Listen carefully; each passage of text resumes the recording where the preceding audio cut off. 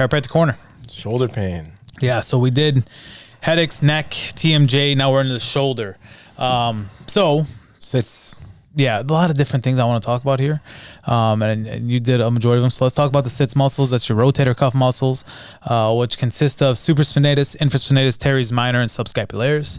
The subscap's one of my favorites to dig into. It's painful, it's annoying, but we'll get into that. So explain the muscles, where they sit, and what they do. So supraspinatus is the top of your scapula, right in here. Yep. Controls the first 5 to 10 degrees of abduction. Controls internal rotation and lifting of the arm. And inferior to that, so below that, is the infraspinatus, which allows you to externally rotate your arm in the shoulder socket, known as the glenohumeral joint. Teres minor is a small muscle that helps rotate the arm. Subscapularis, like you mentioned, controls abduction, holding your arm out straight away from your body. They say your subscapularis is like the muscle that activates when you're holding groceries. So that down there, icky muscle when it gets tight. And a lot of times when people say I'm having shoulder pain, majority of the time we see rotator cuff muscles are let's take that back. A majority of the time when people say they're feeling shoulder pain, we tell them, hey, we'll point to it. Where's your shoulder? And they're like, here. Traps. And they're in the traps or levator, so it's not a real shoulder pain. And that's stuff that Chiro helps drastically out with, right? Yeah. But also the way you explain those muscles too, like I want you guys, everyone to sort of think of that wing bone. That's a triangular bone. You got a spine that goes right down the center of it. Yep. Above it is the supra, above spinatus. Below it is the infra. Below spinatus. Teres minor is basically right out here by your lat, and subscap is like deep inside your armpit.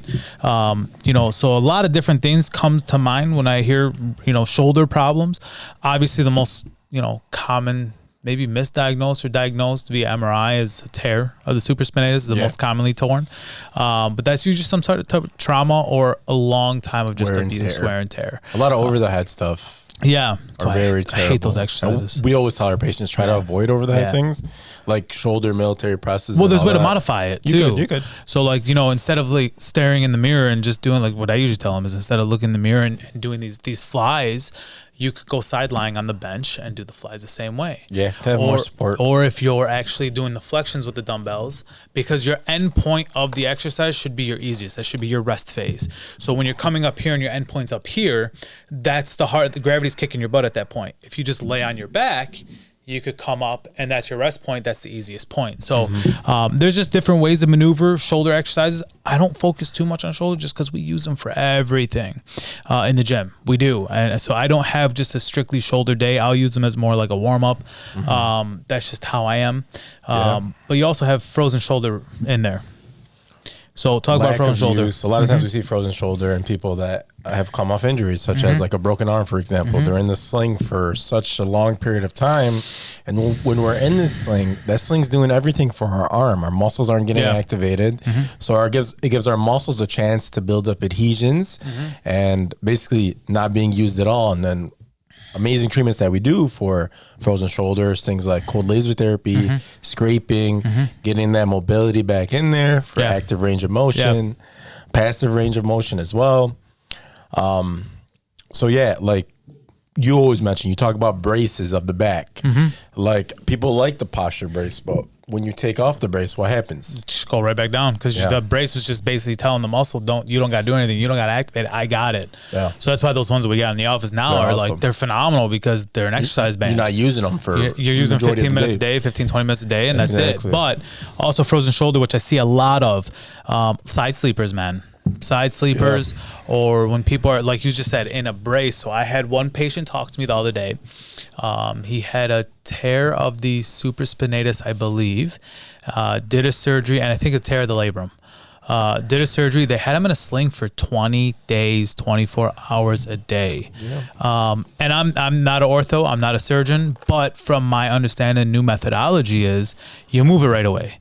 And I could be wrong. Okay, but he was stuck in this position for 24/7 for 20 days. now his range of motion is so painful upon him that sort of created that frozen shoulder. And also the side sleepers, man. And what frozen shoulder truthfully is, you should have a 2-to-1 ratio. So that scapula, that wing bone should move twice the amount of times of your spine. When it goes to a 1-to-1 ratio, that's where that scapula, you can't put your fingers between the shoulder blades in the back. And sometimes, like with a lot of patients, when they're laying down, I just have them put their hand on their back, so trying to bend it back and see if it opens that wing up. And if I could get fingertips in there, then it's not completely frozen. Sometimes you can't get those fingers in there. Yeah, but sometimes for the shoulder is really just a subscap issue. And that subscap is just always ignored. That subscap and that teres minor are always the two that are like a lot of misdiagnosing there. Yeah. The doctor told my dad, he's like, oh, there's no way you get your shoulder back to what it was. You need surgery. And I legit worked on his shoulder for like 2 months. Yeah. And now, thank God, he has no idea which shoulder it was. Well, yeah. You know, which is awesome. And that's what I'm saying. I mean, it's just like, it's so easy to just turn off and just say, hey, surgery. But sometimes like that frozen shoulder, instead of it being a scap issue, it's more a subscap issue, the muscle, or the ratio's off, so on and so forth. So, you know, that, and sometimes even just adding in motion into the thoracic spine will actually increase the motion of the scapula. So it's either you use it or you lose it. Use it or you lose it, right? As we always say. Yeah. So also side sleeping. I think you had that in here. I know you did. But man, when people sleep on their side and they have an incorrect pillow, best way to sleep is on your back, sort of on a wedge. If I like a 15-degree wedge, you can just grab them off Amazon or do whatever, or just a flatter, firm pillow. But the pillow on your back should start basically right where this hump is, and then ride up the head. When you're a side sleeper, man, you get a lot of this. Everyone's so different, right? So it's like, you know, your shoulders, the length of your shoulders from your head to your shoulder to the end of your shoulder, like mine, they're different. So trying to get one pillow, one size fits all to sleep on your side, because you want your head in a neutral position. If you're sleeping on your right side and your head sort of cocked down like this here, that's going to cause a lot of issues in the morning. Left side stretching throughout the whole night. Or if it's too fluffy of a pillow and you're sleeping on your right side and now your head's up here like this, you want to keep your head neutral. And trying to find the right pillow. Usually customized pillows are the best. We do have them in the office. If you can't get to us, there's a company called Pillowwise. We sell them in there. They're phenomenal. For side sleepers, a little bit pricey, but they're, you know, for side sleeping and having a custom pillow, it's great. It's great at that point. For sure. What was you had AC joint in there? Explain that, what you have in there.